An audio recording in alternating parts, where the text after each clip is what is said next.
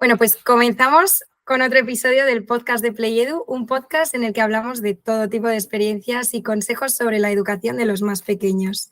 Hoy tenemos con nosotros, en la distancia, a Noé, conocida en redes sociales como Noemi misma, autora de un libro, El arte de no encajar, y fundadora de Madre Tea.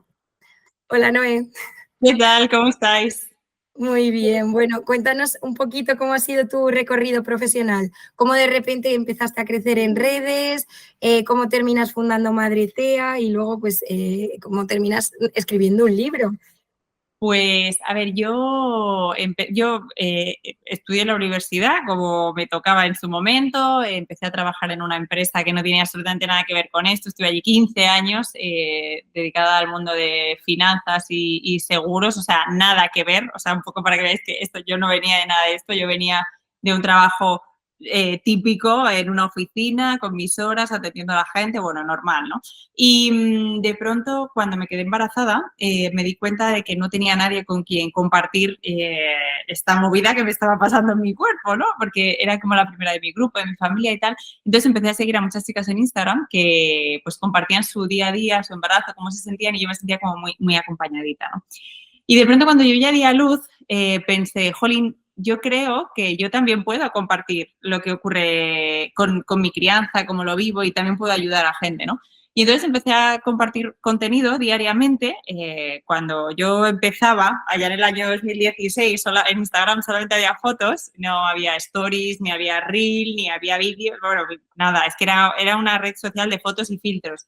Y bueno, empecé a subir fotos y aquello pues fue creciendo, fuimos creando comunidad. Y durante 2 años, todos los días, yo subía contenido, al menos 2 fotos, 2 fotos al día, perdón, pues interaccionaba con la gente, comentaba en otras cuentas, bueno, pues generaba un poco de comunidad en redes sociales, y después de 2 años, de la primera vez que abrí mi Instagram, llegó mi primera colaboración pagada. Recuerdo perfectamente que fue una foto, fue un tema de alquiler de coches que yo dije, ay, me van a pagar, no me lo puedo creer, me van a pagar 80 euros por una foto, no me lo puedo creer, ¿no? Yo creo que no estaba todavía Manuela, yo estaba todavía embarazada de Mateo. No, o sea, ya estaba Manuela, sí, ya estaba. Y yo flipaba porque decía, jolín, a mí esto que me encanta, que es un hobby, que lo he hecho para crear comunidad, y de pronto empieza a ser un trabajo, ¿no? Y a partir de ahí, pues yo ya compartí mi embarazo con Manuela, la cosa fue creciendo hasta que fiché por una agencia de representación, que es donde sigo, que es Belleville Agency, y ya aquello empezó a profesionalizarse, empezamos a trabajar con marcas cada vez más grandes, y mi perfil empezó a crecer, a profesionalizarse, y pues hasta ahora, la verdad, o sea, he ido pasando como por muchas etapas de contenido, porque bueno, la vida también evoluciona y tu vida cambia y todo evoluciona, pero si algo me gusta de este trabajo es que me permite pues ser yo, lo primero, y conciliar muy bien, ¿no? Con mis hijos, si necesito estar con ellos, si los llevo yo al cole, los recojo yo al cole. Entonces, bueno, es un trabajo que te permite vivir muchas experiencias que de otra manera no vivirías jamás. Te permite conocer gente maravillosa. Bueno, es un trabajo muy bonito, así que estoy súper contenta de dedicarme a lo que me dedico, la verdad. Pues oye, me alegro muchísimo, la verdad, porque al final si estás disfrutando de tu trabajo, estás disfrutando de tu día a día y es lo más importante. Bueno, pues así para comenzar un poquito de los temas así de que quiero tratar contigo en este podcast, quería hablarte sobre la cantidad de herramientas que tenemos a día de hoy para diagnosticar TEA. O sea, suena mucho una frase que además a mí me chirría un montón y es la de antiguamente no había tantos casos.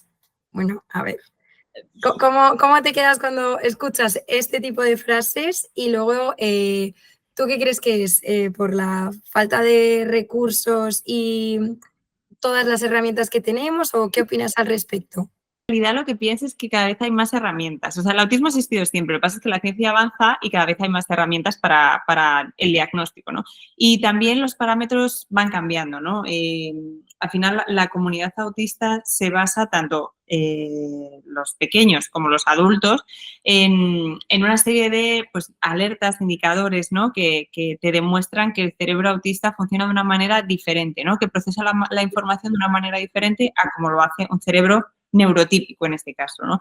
Cuando hablamos de neurotípico estaríamos hablando de alguien que no tiene autismo. Cuando hablamos de neurodivergente o neurodiverso, pues sería que tiene autismo, ¿no? Porque aunque yo creo que vamos avanzando con el lenguaje, en realidad es complejo decir esta persona es normal o no es normal, ¿no? O sea, el autista es normal también, lo que pasa es que su cerebro procesa la información de una manera diferente. Yo siempre me gusta asemejarlo como a dos procesadores diferentes, ¿no? O sea, ¿qué es mejor, Apple o Microsoft? Pues bueno, son maneras diferentes de entender la informática y en realidad todo lleva a lo mismo. Entonces, creo que queda como súper claro. Y con respecto a las herramientas, creo que cada vez son más finas. De hecho, hay algo que es importante y es que, por ejemplo, siempre se ha dicho, ¿no?, que hay más chicos autistas que chicas, ¿no? Lo que ocurre es que la herramienta está diseñada para que salgan más niños que niñas, ¿no? El autismo se presenta de manera diferente en hombres y en mujeres. Las mujeres autistas nacen con la parte social mucho más desarrollada. Entonces, cuando les vas a hacer las pruebas, es muy probable que te estén dando falsos diagnósticos negativos, ¿no? Y esto hace que muchas mujeres crezcan sin ese apoyo y sin esa terapia que cuando llegan a la vida adulta, pues se transforma en mucha frustración, en ansiedad, en depresiones y que cuando empiezan a estudiarse un poco y sobre todo con todos los avances que hay ahora y van a psicólogos y a especialistas que de verdad están actualizados, ¿no? No a aquellos que se quedaron en que el autismo era como Rayman, ¿no? No, o sea, de verdad psicólogos y especialistas que están actualizados, pues de pronto encuentran en el diagnóstico de autismo pues un alivio, ¿no? Porque de pronto dicen, vale, no estaba mal hecha, no estoy rara, que no me gusten las cosas que a los demás no significa que yo esté mal, ¿no? No hay nada malo en mí, simplemente proceso la información diferente.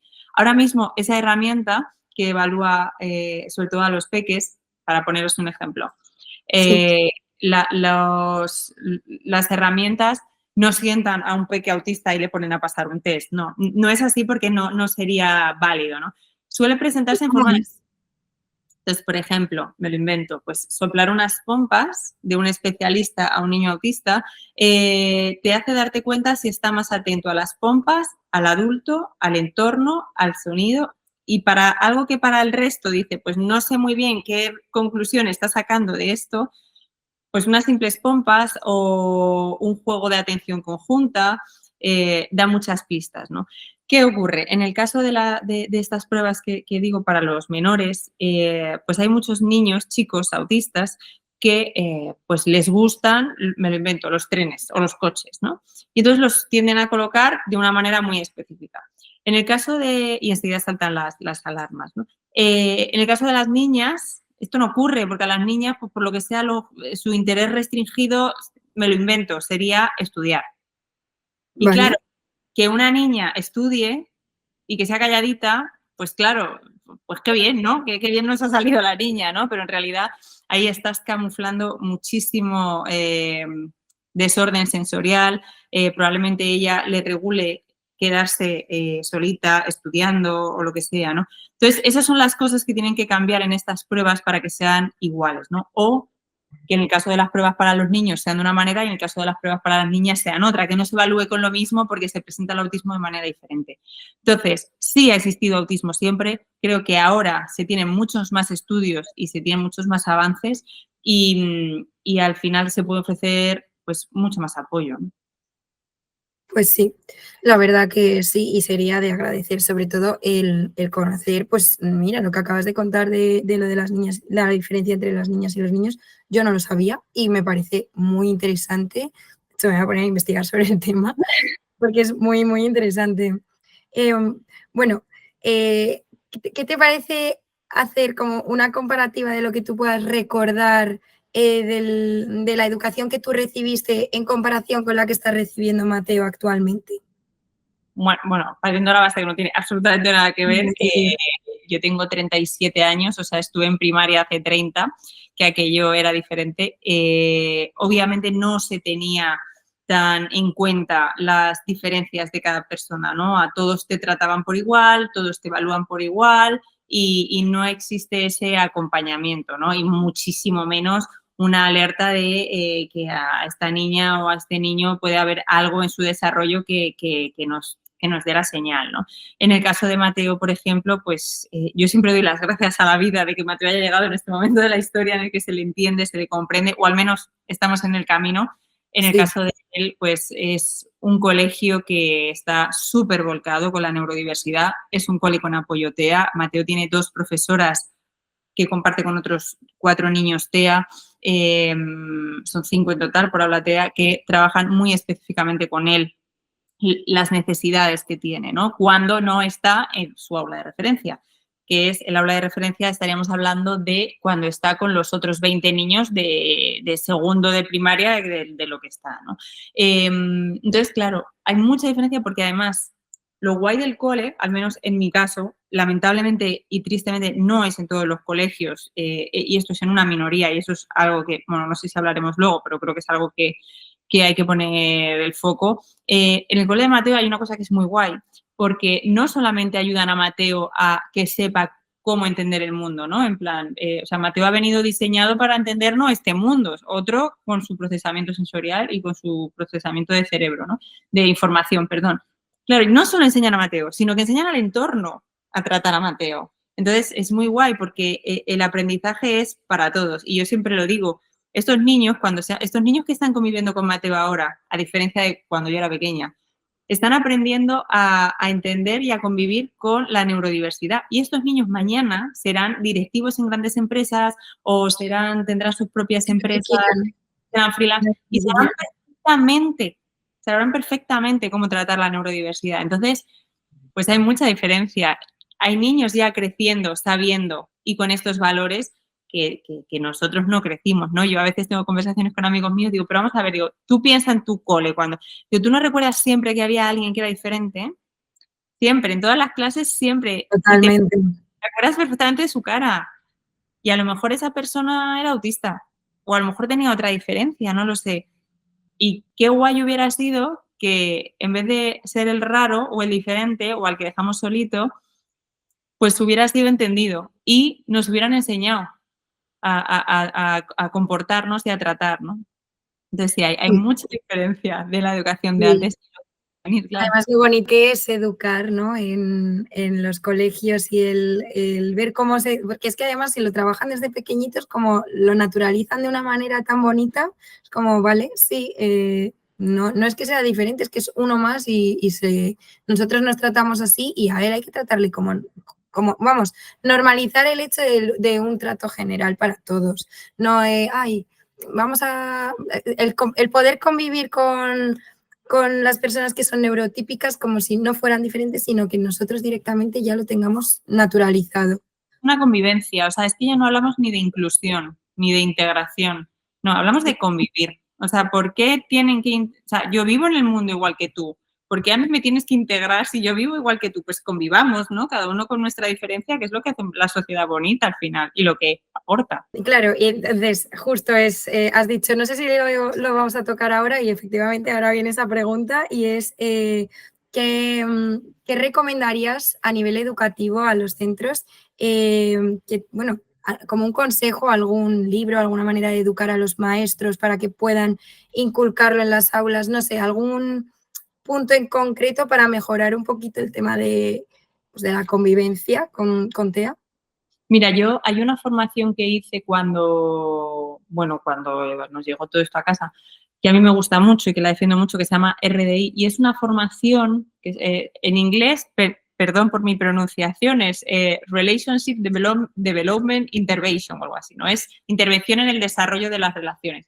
Entonces, esta formación lo que hace es enseñarte a ti como padre cómo generar una mejor comunicación con tu hijo, ¿no? O sea, esto no trata directamente al peque, sino porque él tendrá su terapeuta y sus especialistas, pero te trata a ti de cómo llevarlo, ¿no? Y esta formación existe para profesores. O sea, yo de hecho hice el curso en España, lo hacen, es de autismo, se llaman, que son Natalia y Pilar, y hacen unas formaciones maravillosas a profesores. Pero claro, lo que ocurre es que todo esto es privado. O sea, esto debería existir como protocolo y como iniciativa por parte de las administraciones públicas, el formar a los profesores, porque yo me escriben un montón de profesores por Instagram diciéndome, septiembre sobre todo, este año tengo un niño con TEA y a mí nadie me ha formado en esto, quiero dar lo mejor de mí, quiero sacar su capacidad plena, pero no sé cómo se hace. Y a mí me vienen y me dicen, ¿qué me recomiendas? Y al final tienen que pagarse sus propios cursos, tienen que pagarse su propia formación y esto no puede ser. Cuando el último estudio en Estados Unidos dice que 1 de cada 36 niños de 8 años es diagnosticado de autismo. 1 de cada 36. Estamos hablando de que cada 2 clases hay uno. O sea, Sí, sí. todos los profesores tienen que estar formados, no solo los especialistas del aula TEA. Entonces, creo que por parte de las administraciones públicas debería haber mucho más apoyo para fomentar que todos los profesores tengan formación en autismo. Porque es que te va a tocar un niño autista en Sí, clase. sí que es cierto. Bueno, yo cuando estudié la carrera de magisterio sí que es cierto que hay asignaturas que van dedicadas a esto, pero al final, bueno, yo acabé la carrera en 2018, 2019.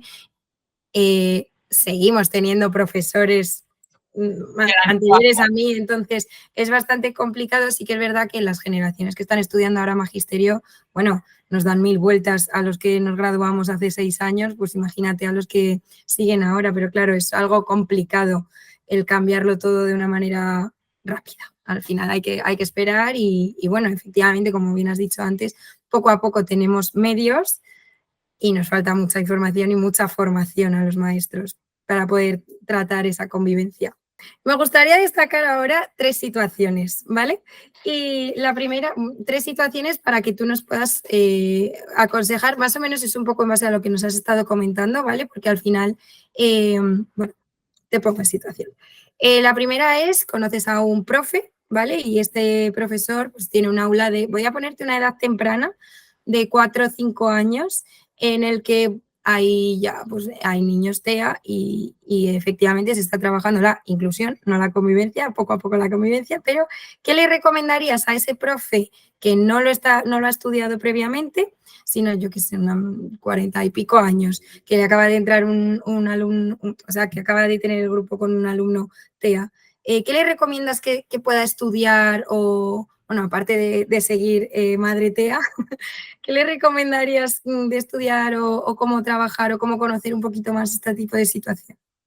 O sea, para mí, insisto, en España es de autismo, lo hace muy bien, hace cursos que están fenomenal.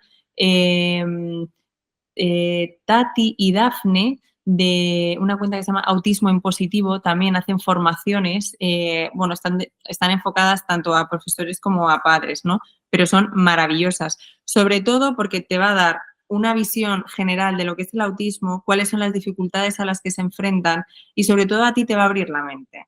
Te va a abrir la mente y te va a hacer entender el por qué este peque en particular o esta niña en particular se comporta como se comporta, hace las cosas que hace y cómo puedes estimularle, ¿no? O sea, yo creo que al menos las que yo conozco en España, probablemente haya muchas más que sean maravillosas. Yo he hecho estas dos como madre, no como docente, pero en los cursos en los que yo estaba había profesores que salían encantados de la vida y aunque nunca hubieran tenido un peque autista en el aula, pues han sabido sacar su mayor rendimiento y su mayor capacidad. Luego ocurre una cosa, es que el autismo, el otro día lo decía yo en un vídeo, ¿no? Hay tantos autismos como personas autistas, o sea, es que cada persona autista es un mundo diferente, ¿no? Igual que cada neurotípico, no sé si tú tienes hermanas o tu compañero de trabajo que tienes al lado sentado, ¿no? O sea, tú no eres igual que No, aunque claro. seas típico, aunque tú proceses la información de manera igual que tu compañero. Entonces, claro, cada caso es muy particular, pero tener unas nociones básicas de lo que es el autismo, qué implica y qué dificultades tiene, para mí es, vamos, lo primero, lo primero. Sí, pues me parece que además es un consejo muy bueno que nos da también respuesta a la segunda situación. Y bueno, este es el caso de un monitor de extraescolares o de un monitor de campamento. Bueno, voy a ponerte de extraescolares porque al final son muy poquitas horas las que pasan con un grupo de niños. Y hay muchos pues que no tienen nada que ver con el mundillo de la educación, que lo único que tienen es el curso de ocio y tiempo libre, por ejemplo. Entonces, a la hora de trabajar con niños, la formación es menor. y que pues eso, al tener a lo mejor 2 horas a la semana con este niño, es más complicado el coger esa confianza, el conocerle, el desarrollarse. Entonces, ¿qué consejo le darías ya no solamente de leer o de formarse ni demás, sino de un comportamiento? O sea, me puedo meter en el fregado de los campamentos si quieres, que es una cosa que llevo reivindicando desde el año 2020, precisamente porque a nosotras nos afecta, o sea, a nosotros en casa nos afecta, porque efectivamente los campamentos y las extraescolares suelen ser empresas externas al cole. Entonces, cuando llegan Nosotros, como Play Edu. por ejemplo, ¿no? Y lo que ocurre es que, o sea, cuando tú tienes a un profesional encargándose de 20 niños y tienes a un peque autista, tú necesitas otra persona más que se encargue de ese peque para seguir la actividad. O sea, es que es así. Tienes un grupo de 20 peques y tienes un peque autista, necesitas una persona específica para ese niño, ¿no? Al menos para las entradas en las actividades y que le explique y para que le haga apoyo y seguimiento. Y porque probablemente ese peque autista no aguante toda la actividad porque es demasiado estimulante para él o es muy cansado de tanta atención y a lo mejor a mitad de la actividad se lo tiene que sacar y tiene que ir a pues, su espacio de relajación o lo que sea. O sea, aquí el gran problema que existe tanto en las extraescolares como en los campamentos es la falta de personal, ¿sabes? Pero hay muchísimas asociaciones, hay voluntarios, hay muchísima gente dispuesta a echar una mano a estos niños en este tipo de campamentos y de actividades. Sin embargo, la persona que está encargada del resto de los 20 niños, cómo integrar a ese peque autista, es que va a tener que hablar con esa persona encargada o ese terapeuta o ese apoyo específico que tiene la persona autista, el niño autista, ¿no? En muchos casos. Y el tutor también de clase, por ejemplo. Es que vas a necesitar hablar con él, porque me lo invento. A mi hijo le encantan los camiones de bomberos y a lo mejor la actividad que le estás ofreciendo no le mola mucho, pero si tú le entras con un camión de bomberos o lo adaptas a que es un camión de bomberos, pues probablemente entre mejor por ahí. Mi recomendación en los campamentos en los que hay peques con necesidades especiales es que es cierto que el peque con necesidades especiales tendrá que hacer un esfuerzo para adaptarse, pero creo que sería muy bonito que el resto de niños también pudieran hacer actividades que le fuera fácil al peque con necesidades especiales. O sea, probablemente sea más fácil para estos niños adaptarse a hacer cosas en las que este peque pueda estar absolutamente integrado que al revés. O sea, no digo que adaptemos todo el campamento, pero yo creo que sí que puede haber pequeños espacios y pequeños momentos en los que las actividades estén también enfocadas al disfrute de este peque. Pues mira, justo ahora nosotros estamos con las programaciones de este verano, de los campamentos urbanos que tenemos este verano. Y bueno, teniendo en cuenta que yo participo en esas programaciones, de hecho me encanta la temporada de campamentos, voy a tener muy en cuenta este comentario, sobre todo de cara a las actividades, porque sí que es verdad que en los campamentos los niños que tenemos ya no solo autistas, sino con algún tipo de necesidad especial, siempre solemos tener un monitor que está de apoyo para este tipo de niños. Ahora, el tema del disfrute, de actividades exclusivas para un disfrute de ellos y que el resto de niños se puedan adaptar, me parece muy interesante, muy curioso y ya te aseguro que lo voy a aplicar para este verano porque es digno de estudio. Luego estamos allí y yo es que a mí me encanta observar a los niños, ver cómo se desenvuelven y esto pues que mínimo que estudiarlo en vivo, lo vamos a hacer.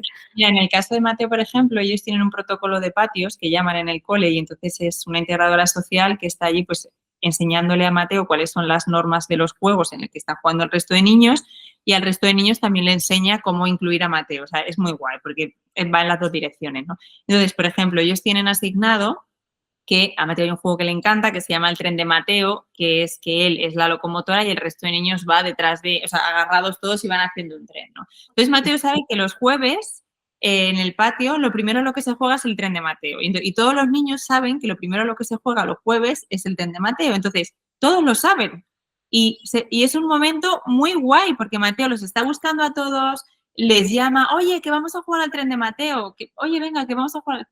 Y esto hace que Mateo, cuando tenga que aprender a jugar a otras cosas que no le gusten tanto, porque no es el tren de Mateo, también se adapte, porque es como, vale, los jueves jugamos a mi juego y el viernes jugamos al tuyo. O sea, para él también es un aprendizaje, ¿sabes? Entonces, Sí. bueno, son pequeñas cositas que se van incorporando y obviamente todo esto hace, estamos hablando de juegos, pero esto le da una flexibilidad a Mateo para acciones cotidianas de esto no ha salido como yo pensaba, que es lo que suele ocurrir en tu vida todo el rato. Y en un autista, la rigidez muchas veces del procesamiento de la información es todavía más, ¿no? Y hay mucha frustración cuando a mí me pasa, a mí todavía me pasa y es una cosa en la que trabajo, ¿no? Cuando las cosas no salen como pensaba yo exactamente, a mí me dan ganas hasta de vomitar. O sea, yo lo paso mal realmente cuando las cosas no salen como yo las tenía en la cabeza. Pero claro, para que veas a través del juego, del tren de Mateo y de otro juego, o sea, Mateo le estamos ejercitando su cerebro, está haciendo ejercicio cerebral de flexibilizar y que al final eso le sirve para la vida adulta. No, claro, es que es esencial. Además, a estas edades es que son esponjas. Ya todo lo que le pueda pasar lo puede comparar con el tren de Mateo. En plan, pues mira como los miércoles tampoco te gusta jugar a esto, pero el jueves sí. Entonces, es muy bonito, la verdad, que todos puedan adaptar también ese ratito a, no sé, me parece precioso. El caso práctico de la familia. O sea, no una familia que se enfrenta por primera vez a tener su primer hijo o que acaba de, bueno, tiene a su hijo, ¿no? Y le diagnostican TEA. No tiene mucha idea de nivel de educación ni tiene ni idea de lo que viene siendo el autismo. Entonces, imagino, no lo sé, pero que tú te enfrentarías a algo así antes de tener a Mateo, ¿no? O sea, justo cuando tuviste a Mateo. Entonces, ¿cómo lo viviste y qué le recomendarías a una mamá y a un papá a la hora de decirles, bueno, que no es un drama, esto es esto y estas son las soluciones que tenemos en el día de hoy? A ver, yo cuando lo viví, pues fue complicado porque no te lo esperas, porque obviamente no hay información y si hace 30 años no había información, te puedo asegurar que hace 7, que es el tiempo que llevamos nosotros aquí, había muchísima menos de lo que hay ahora, de la visibilidad que hay en redes, del acompañamiento, de mamás que lo cuentan, gente famosa que cuenta que tiene a sus niños, porque yo creo que la gente que tiene más visibilidad, los personajes públicos, no se dan cuenta hasta qué punto ayudan contando situaciones que viven, ¿no? Porque la gente los tiene como muy en otro mundo, ¿no? Y son Sí. gente normal que tienen sus miedos y que cuando les viene un peque autista, pues pasan mucho miedo. Yo, cuando nos llegó el diagnóstico, bueno, yo para que te hagas una idea, cuando a mí me sentaron en aquella mesa y me lo dijeron, yo me desmayé, o sea, yo me caí literalmente redonda. Yo estaba embarazada de mi segunda hija cuando me dieron la noticia de que Mateo era autista y yo me caí redonda, porque dices, no puede ser, o sea no sé qué ha pasado, o sea, llevamos un año en el que todos los hitos se van cumpliendo de una manera correcta en el desarrollo de mi hijo y de pronto ahora me estás diciendo que hay aquí una cosa que encima es para toda la vida y de la que yo no tengo ni idea y lo poco que puedo saber es muy oscuro, muy complejo, ¿no? Claro. Entonces se pasa mucho miedo. Hay un momento de duelo, que es la primera fase. Yo por suerte salí muy rápido de aquella fase, pero por mi propia naturaleza, porque es como, vale, ok, pues venga, de estos mimbres, estos cestos, tenemos esto, pues vamos aquí, ¿no? Vamos a esto. Pero hay gente que lo pasa muy mal y se tira mucho tiempo en esa época de negación y de duelo. Y yo a esta gente le diría que salga ya de ahí, porque cuanto más tiempo esté ahí, más retrasa que su hijo empiece a trabajar. Y el cerebro de los niños es esponja, entonces, porque son plastilina. Cuanto antes empieces a trabajar con tu peque autista, muchas más posibilidades vas a tener de desarrollar muchas más cosas que cuanto más tarde empieces. Entonces, respétate, llora todo lo que tengas que llorar, desahógate, pero sal de ahí y ponte a currar. Y sobre todo, yo lo que sí diría es que no se fíen al 100% de todo lo que le dicen los médicos que su hijo no va a hacer. Que confíen en su hijo, que nadie sabe cuál va a ser su capacidad plena y que probablemente su capacidad plena le haga ser feliz. Y las madres que tenemos niños con necesidades especiales, cuando nos dicen, ¿qué quieres que sea de mayor? Yo siempre digo que Mateo sea feliz, que sea autónomo y que sea feliz. Entonces, confía en él, probablemente no se vaya a comunicar contigo de la manera en la que tú esperabas, pero va a encontrar la manera de comunicarse contigo y va a tener una vida plena dentro de sus capacidades, ¿no? Luego, obviamente, hay autismos mucho más comprometidos, con grandes dependencias, con mucho más complejo, y esto ya es otro tipo de mensaje el que se ofrece. Yo no puedo ofrecer mensaje porque no conozco esa realidad, no es mi realidad, no lo comprendo, ¿no? Pero creo que cuando vives un autismo de una persona como mi hijo, que ocurre muchísimo, hay un porcentaje muy alto, lo único que puedo decir es que confía mucho porque te va a dar muchas sorpresas y muchísimo amor, porque es que de verdad el amor, ellos lo notan, eso les estimula, yo estoy súper convencida que eso hace que las conexiones neuronales y todo lo que ocurre ahí en su cabeza se potencie y mucha paciencia. Muy bien. ¿Cómo lo habéis vivido en casa en lo que respecta, por ejemplo, a su hermana? Bueno, ¿tienes una hija más o dos? Sí. Es que has dicho No, segunda. con una tengo suficiente. Vale, es que no sé, he entrado yo en colapso. Vale, ¿y Bueno, cómo lo vivió Manuela? ¿Ha sido todo muy al natural, por así decirlo, o habéis tenido que explicarle? no, o sea, con Manuela no ha habido que sentarse a explicarle nada. Manuela ha sido una niña tremendamente inteligente, generosa, amorosa, con una inteligencia emocional flipante desde pequeñita. O sea, en realidad para ella su hermano nunca ha sido diferente. Su hermano era su hermano y ya está, ¿no? Ella se enteró de que su hermano era autista en el colegio, porque hicieron unas jornadas de de sensibilización sobre autismo a los chiquitines y entonces el profe dijo, pues como el hermano de Manuela que tiene autismo, ¿no? Entonces Manuela cuando salió del cole vino muy preocupada, yo nunca, o sea, te estoy hablando, tendría 3 añitos o 4, y vino muy preocupada y me dijo, oye mamá, Mateo tiene autismo, ¿y eso qué es, no? Entonces dije, vale, vamos a tener esta conversación ahora.